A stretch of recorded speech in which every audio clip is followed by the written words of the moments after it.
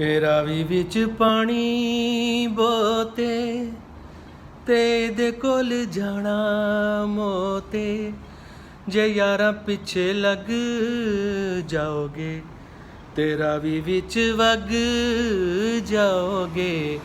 ਮੈਂ ਹੋ ਬੈਠਾ ਸੋਚਦਾ ਵਾਂ ਕਿ ਗੱਡੀ ਸੱਜੇ ਹੱਥ ਮੋੜ ਲਾਂ ਤੇ ਰਾਵੀ ਵਿੱਚ ਜਾਣਾ ਮੋਤੇ ओ। दोस्तों, रावी की खबरें तो आपने बहुत सुनी होंगी। जिस तरह इसने तबाही फैलाई है। सजाद अली साहब का ये जो गाना है बहुत से लोग गा रहे हैं, बड़े ही खूबसूरत अंदाज से उन्होंने ये गाना क्या सोच के गाया। और रावी ने, चूँकि रावी का जो था ना सिलसिला, वो हमने उस तरह बनाया नहीं जिस तरह सजाद अली साहब ने गाना गाया था। बड़ा खूबसूरत तरीके से इसके इर्द गिर्द बंद बांध देने चाहिए थे, और अगर इसके इर्द गिर्द बंद बांध दिए जाते तो यही जो रावी होता आज कितना खूबसूरत लगता और मज़ा आ जाता। इस वक्त मेरे साथ कोई कपल है और वो उनकी अपनी कोई बातें चल रही हैं, आप पीछे देख सकते हैं। शायद वो कोई आपस में लड़ाई लड़ रहे हैं, आपको समझ नहीं आएगी, चाइनीज़ बोल रहे हैं। चलें सुन लें, वो भी सुन लें।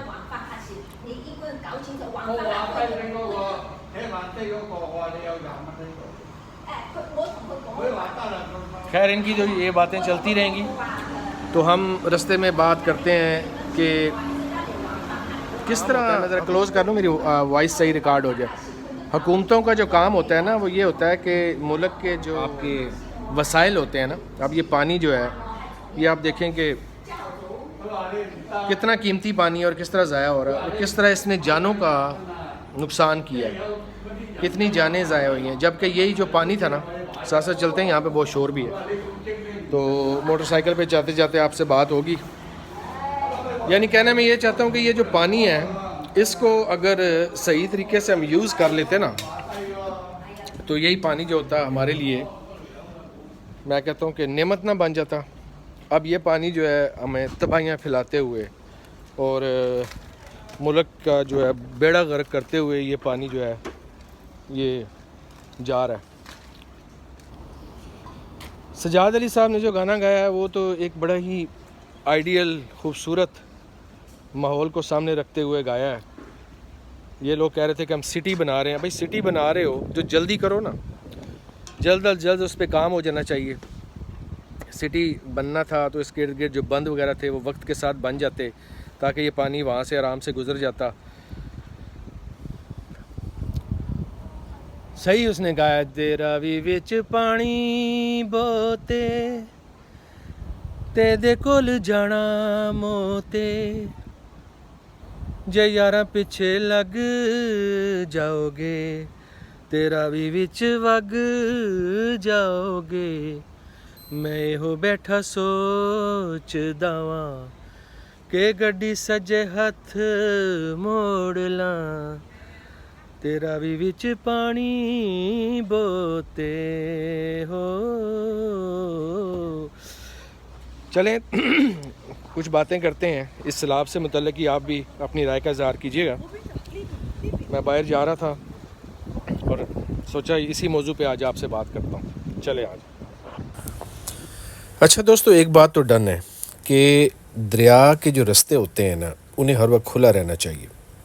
अगर हम उनके दरियाओं के रास्ते में रुकावट बनेंगे तो दरिया जो है ऐसे ही तबाही मचाएंगे जैसे अभी रावी के आप देख रहे हैं।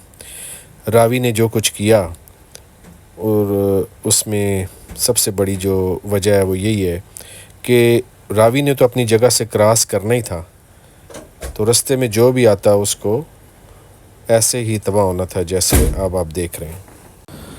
दोस्तों, पार्क व्यू सोसाइटी का नाम सबसे ज़्यादा लिया गया है और देखने में भी आया है मीडिया के ज़रिए भी कि सबसे ज़्यादा पानी जो है उसने पार्क व्यू सोसाइटी को घेर रखा है। किस तरह तबाही आई इस सोसाइटी में, लाहौर में सैलाब आ गया। बहुत सारे टीवी आर्टिस्ट जो हैं वो भी आप देखने में आए ڈاکٹر نبیہہ رجب بٹ کا بھی شاید ادھر ہی مکان ہے، وہ ہماری مشہور اداکارہ عارفہ صدیقی، سب اسے جانتے ہیں، ان کے ساتھ ان کا بھی ایک چینل ہے، وہاں سے پتہ چلا کہ ان کے گھر کے اندر، میں تو اکثر ویسے ان کی ویڈیوز دیکھتا تھا، تو ان کے گھر کے اندر پانی آ گیا۔ انہوں نے کافی مہنگا سامان خرید رکھا تھا، کافی محنت کر رہے تھے دونوں میاں بیوی، اور ان کے گھر کے اندر پانی آ گیا، پھر ان کو صفائی کرتے دیکھا گیا۔ بہت سارے اداکار جو ہیں وہ متاثر ہوئے۔ کچھ اس سے میں یہ بھی پتہ چلا کہ کچھ عام لوگ وہاں پہ جو نہیں رہتے تھے، بلکہ کافی ایسے لوگ جو سمجھدار ہیں، پوش کلاس سے تعلق رکھتے ہیں، ان کو پتہ تھا کہ گھر کیسے ہوتے ہیں، پوش علاقے، آپ کو پتہ ہے یہ پوش علاقے کیسے ہوتے ہیں، تو یعنی بہت غریب لوگ وہاں پہ نہیں رہتے تھے، درمیانے طبقے کے اچھے پوش لوگ وہاں پہ رہتے تھے۔ اوورسیز بلاک بھی تھے یہاں پہ، پتہ ہے آپ کو آج کل ہر اسکیم میں کم از کم اوورسیز کے لیے ایک بلاک جو ہے وہ لازماً وہ رکھتے ہیں، کیونکہ انہیں پتہ ہے کہ اوورسیز سے لوگ جو ہیں وہ بھی پاکستان میں آنا چاہتے ہیں، تو ان کے لیے ایک بلاک بنایا جاتا ہے، وہ بھی وہاں پہ موجود تھا۔ معروف پولیٹیشین علیم خان صاحب کا یہ پروجیکٹ تھا، اور ان کے بارے میں میڈیا کے اوپر کافی سننے میں آیا کہ یہ سوسائٹی لاہور کے دامن میں تو بنا دی گئی، اپروول بھی لے لی گئی، مگر کیسے لی گئی، کیوں لی گئی، یہ نہیں لینی چاہیے تھی، یہ بھی خبریں بھی عام رہی ہیں، آپ نے سنی ہوگی۔